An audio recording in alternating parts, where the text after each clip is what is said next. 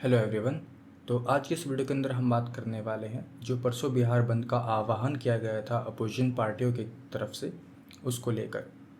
तो सबसे पहले हम ये जानेंगे कि आखिर ये मुद्दा है क्या, और उसके बाद हम ये जानेंगे कि बिहार बंद कितना सफल रहा या नहीं। तो चलिए सबसे पहले तो इस बारे में बात कर लेते हैं कि आखिर ये मुद्दा है क्या।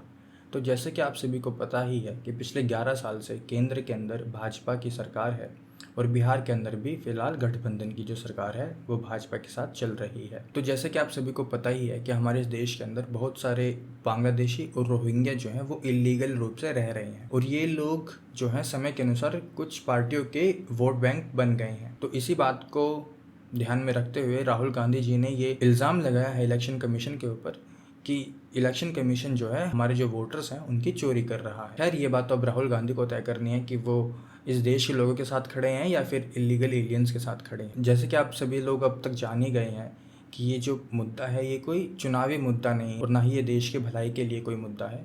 ये मुद्दा जो है पूर्णतः राजनीतिक मुद्दा है जो कि बनाया जा रहा है, जो कि कोई मुद्दा है नहीं, बस खामखा बनाया जा रहा है, क्योंकि विपक्षी पार्टी के पास कोई विजन अब बचा नहीं है।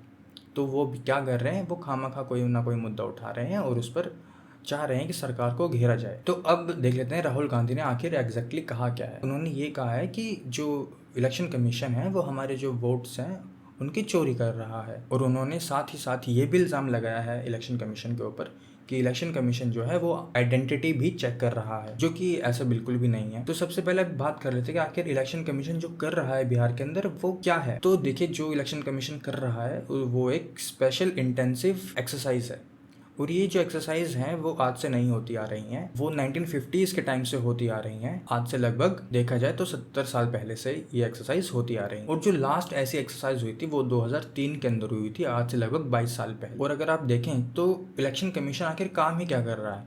इलेक्शन कमीशन जो है बस वो ये चेक कर रहा है कि जो वो 2003 की वोटर लिस्ट थी उसके अंदर जिन लोगों के नाम हैं वो तो वोट दे ही सकते हैं, और जो नए वोटर्स हैं उन्हें अपने कुछ डॉक्यूमेंट्स दिखाने पड़ेंगे। मुझे तो नहीं लगता कि डॉक्यूमेंट्स दिखाने में किसी भी भारत के नागरिक को कोई आपत्ति होगी।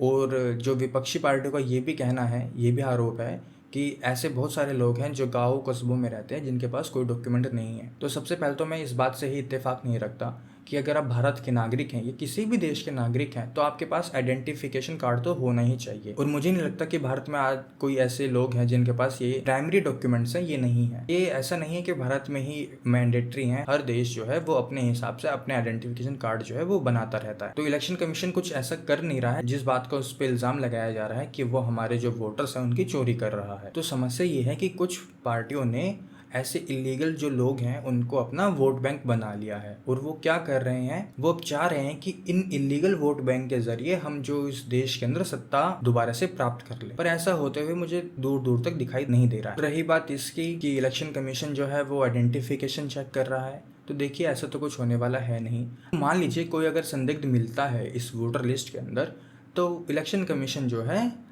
उसकी जानकारी आइडेंटिफिकेशन विभाग को देगा। वो चेक करके बताएंगे कि क्या ये व्यक्ति जो है वो भारत का नागरिक है या नहीं है। इसमें इलेक्शन कमीशन का कोई हस्तक्षेप नहीं है। और जैसे कि आप सभी लोग जानते हैं, कुछ लोग भारत के अंदर बस गए हैं इलीगल रूप से, जिन्होंने अपने कुछ डॉक्यूमेंट्स भी बनवा लिए हैं, और जब डॉक्यूमेंट्स दिखाने की बात आती है तब उनका एक ये नारा होता है कि कागज नहीं दिखाएंगे।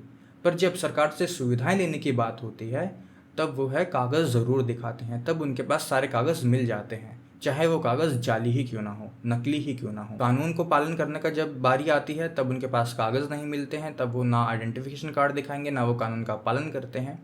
पर जब सुविधाएं लेनी होती है तब वो लाइन में लग के सभी सुविधाओं का लाभ उठाते हैं। तो देखिए, वैसे तो सभी लोगों को पता ही है कि कौन सी पार्टी इस देश के साथ खड़ी है, कौन सी पार्टी जो इलीगल एलियंस हैं उनके साथ खड़ी है, और कौन जो है विदेशी ताकतों के हाथ में इस देश को सौंपना चाहते हैं। और ऐसा नहीं है कि ये बांग्लादेशी जो रोहिंग्या इलीगल लोग हैं वो आज ही आके बसे हैं। ये इनका एक पूरा सिस्टम चलता है, धीरे धीरे करके इनको बसाया जाता है, पूरी प्लानिंग के तहत इनको बसाया जाता है। ये किस राज्य में जाएंगे, किस शहर में जाएंगे, शहर के किस डिस्ट्रिक्ट में जाएंगे, हर किसी को ये बात तो पता ही है कि रोहिंग्या लोग भारत में आ जाते हैं और कश्मीर के अंदर बस जाते हैं।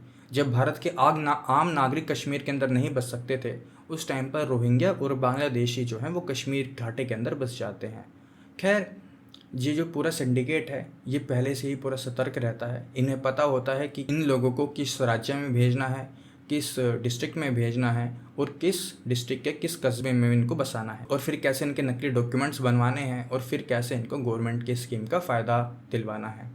और धीरे धीरे ऐसे करके ये इन लोगों को जो है अपने वोट बैंक के अंदर कन्वर्ट कर लेते हैं। और ऐसे लोग जब भारत में बसने लगते हैं तो जो आम नागरिक है, जो इस देश का मूल निवासी है, जिसने इस देश के अंदर कमाया है, खाया है और इस देश को टैक्स दिया है, जिसकी इस देश के अंदर संपत्ति है, जिसकी पुरखों से संपत्ति चली आ रही है, उस देश के लोग ऐसे लोगों का पालन पोषण करते हैं, अपने टैक्स के पैसों से उनको पालते हैं। और धीरे धीरे जब ये लोग इस देश के अंदर घुलने मिलने लगते हैं, तब एक नया दौर शुरू होता है। तब शुरू होता है अपराध का दौर। धीरे धीरे ये अपराध की जितनी भी शाखाएं हैं, सब में कार्यरत पाए जाते हैं, चाहे वो ड्रग्स हो, चाहे वो चोरी चकारी हो, चाहे वो हत्या का मामला हो, या फिर देश से गद्दारी का मामला हो। अगर मान लीजिए कोई बांग्लादेशी है, वो भारत के अंदर बस रहा है, तो उसकी जो निष्ठा है वो अपने देश बांग्लादेश के प्रति होगी, ना कि भारत के प्रति। तो सरकार को जो है वो इस मामले में सख्त से सख्त कदम उठाने की आवश्यकता है। खैर, सरकार तो अपनी तरफ से कदम उठा ही रही है, जैसे कि हम सभी ने देखा है कि ऑपरेशन सिंदूर के बाद कितने सारे बांग्लादेशियों को देश के अलग अलग कोने से निकाल कर भगाया गया है। तो कार्रवाई तो तेजी से चल ही रही है। तो साथ ही साथ मैं अपने देश के लोगों से ये भी कहना चाहूँगा, ये हमारी परीक्षा की घड़ी है। हम जो भारत के नागरिक हैं, ये उन सबकी परीक्षा की घड़ी है। क्या आप चाहते हैं कि ऐसे इलीगल एलियंस आपके शहर, आपके कस्बे में, आपके घर के सामने, आपके घर के आसपास रहें और सरकारी सुविधाओं का लाभ उठाएं, जो कि आपकी खून पसीने की कमाई है, जो आप मेहनत करके पैसा कमाते हैं, उस पैसे का आप टैक्स देते हैं गवर्नमेंट को, उस पैसे से आप ऐसे लोगों को पाल रहे हैं जो इस देश को खोखला कर रहे हैं। देखिए, आपका पैसा देश के काम आए, देश हित में काम आए, ऐसा सभी लोग चाहते हैं। आप भी यही चाहेंगे कि मैं जो पैसा कमा रहा हूँ, उसको जो मैं टैक्स दे रहा हूँ, वो सरकार किसी अच्छे काम के लिए इस्तेमाल करे, सड़क बनवाए, स्कूल बनवाए, इस तरह के काम के लिए खर्च करे, ना कि किसी विदेशियों को जो इलीगल रूप से भारत में रह रहे हैं उनके पालन पोषण में ये पैसा आपका खर्च किया जाए। और ऐसे लोग जो इन इलीगल्स एलियन को सपोर्ट करते हैं, उनको मेरा बस एक यही मैसेज है कि खैर चलिए, अभी तो आपकी राजनीतिक महत्वाकांक्षाएं हैं, आप चाहते हैं कि इस तरह के लोग आपका वोट बैंक बन जाएं और आप सत्ता प्राप्त कर लें। पर जब आप सत्ता प्राप्त कर लेंगे, जब सब चीज़ें हो जाएंगी, देखिए सत्ता में तो आप पहले भी थे, अब फिर कभी ना कभी होंगे, पर ये देश रहेगा, आपकी सत्ता आती जाती रहेगी। और ये वो पार्टी भी जानती है कि ये लोग कितने देशभक्त हैं या कितने किसी एक पार्टी को कब तक ये सपोर्ट करेंगे। मेरा बस यही मैसेज है ऐसे लोगों से, बस आप देखते रहें कि आपका घर कब जलता है। जलेगा ज़रूर, ये आपको भी पता है, बस इंतज़ार है कि कब जलेगा। ऐसे जो लोग हैं जो बाहर से आके बसे हुए हैं इलीगल रूप से, वो सांप की तरह हैं, बल्कि उनको सांप के साथ कंपेयर करना भी सांप की बेइज्जती है। और पार्टियां ये बात जानती हैं, और इन्हीं इलीगल एलियंस में से कुछ लोग जो हैं वो बड़े बड़े नेता बन गए हैं, वो सरकारी विभागों में काम कर रहे हैं। तो ये जो लोग हैं, ये हमारे साथ इतने घुल मिल गए हैं कि इनको पकड़ना बहुत ही ज़्यादा मुश्किल हो रहा है। देखिए, जो पॉलिटिकल पार्टी हैं वो इस तरह से बिहेव कर रही हैं कि वो सो रही हैं, पर ऐसा नहीं है, वो सोते हुए का नाटक कर रही हैं। जैसे कि दार्शनिक सेनेका ने कहा है कि अपनी गलती को सुधारने का पहला कदम ये है कि आप गलती मान लीजिए। तो जिस दिन पॉलिटिकल पार्टियां अपनी गलती मान लेंगी कि हाँ, हमें ऐसा काम नहीं करना चाहिए, हमें इलीगल्स लोगों को अपना वोट बैंक नहीं बनाना चाहिए, उस दिन जो है ये देश सुधरने की, प्रगति की राह पर काफ़ी तेज़ी से आगे बढ़ने लगेगा। और देख लीजिए कि अगर आप किसी ऐसी पार्टी के साथ हैं, उसकी अब ये दशा हो गई है कि उसे इलीगल लोगों का सहारा लेना पड़ रहा है देश में सत्ता प्राप्त करने के लिए, तो वो ये पार्टी भी जानती है कि वो इस देश में सत्ता कब तक प्राप्त कर पाएगी, उनका जो जन आधार है वो क्या ही रह गया है। मुझे तो ऐसी पार्टियों का जो भविष्य है वो एक गहरे गड्ढे में जाता हुआ नजर आ रहा है, एक अनंत गहरे गड्ढे में। तो यही मुद्दा था। तो अब ये बात कर लेते हैं कि ये मुद्दा कितना सफल रहा, ये जो बिहार बंद था ये कितना सफल रहा। तो देखिए, आरजेडी के जो लोग हैं उन्होंने एक ट्रेन को रोकने की कोशिश करी, पर ट्रेन रुकी नहीं। इस घटना से आप ये अंदाजा तो लगा ही सकते हैं कि ये जो भारत बंद था वो कितना सफल रहा। तो आज के इस वीडियो के अंदर इतना ही, मिलते हैं आपसे जल्दी। धन्यवाद।